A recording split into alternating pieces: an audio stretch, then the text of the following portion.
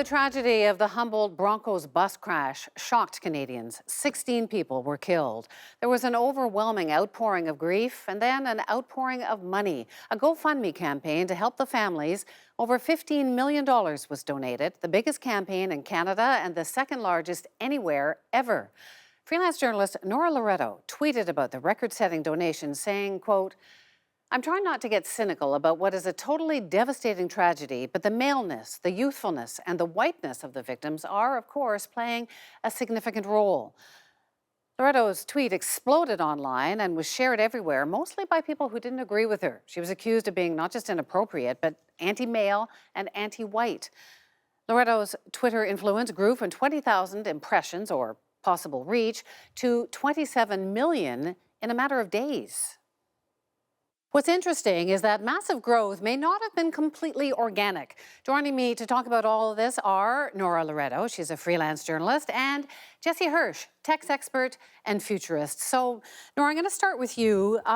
Created a lot of anger, your tweet. What was the point you were trying to make?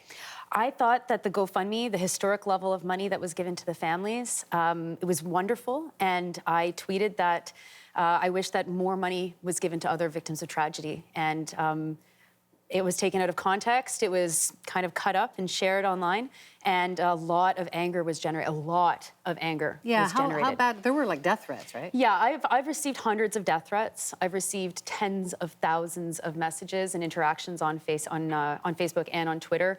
My phone was ringing off the hook for a good chunk of the week from people telling me I should be fired. This has affected jobs that I hold, and you know, it's a tweet that I support still, that I think was well worded, and I think that it shows that we've got a lot of work to do in this country. Hold on one second. I'm going to bring in Jesse here. So, Jesse, you were following all of this as it was playing out online. This was beyond anger. What was going on? Well, I think it's quite frankly driven by profit. I mean, we're talking about the meme economy or the attention economy, where outrage and emotion drive attention. And people can make money off that, either through advertising or direct fundraising. And you see it in how this particular episode escalated. That it started on Reddit, on a subreddit that supports Doug Ford, which they're literally looking for memes or shareable objects they can pass on.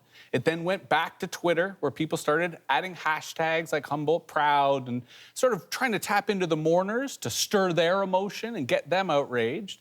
Then it flipped onto a popular Facebook group, Ontario Proud, one of the largest political face groups in Canada, certainly here in Ontario, and they literally turned it into a meme where they're... But how do they make money off of that? Why is it profit? In different cases, it's either they're making money through advertising, or in Ontario Proud, it's sort of driving political consulting. So it's showing expertise in terms of getting an engagement rate and then in getting a higher profile.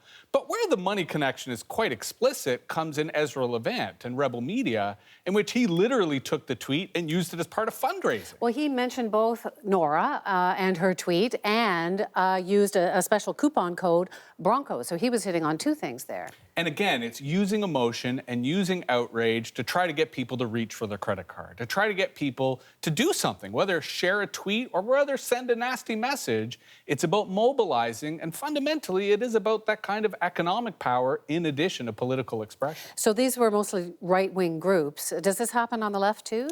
Absolutely. I think this is the new political tactic, organizing smart people, smart networks online to express outrage, to express emotion, and game the algorithm, and game the system. So Nora, I mean, Jesse's talking about fame and fortune here. Mm-hmm. You're a freelance journalist. You're much more prominent these days. Are you into fame and fortune too? Well, I definitely will lose contracts. It's very clear that some contracts are gone as a result of what's happened.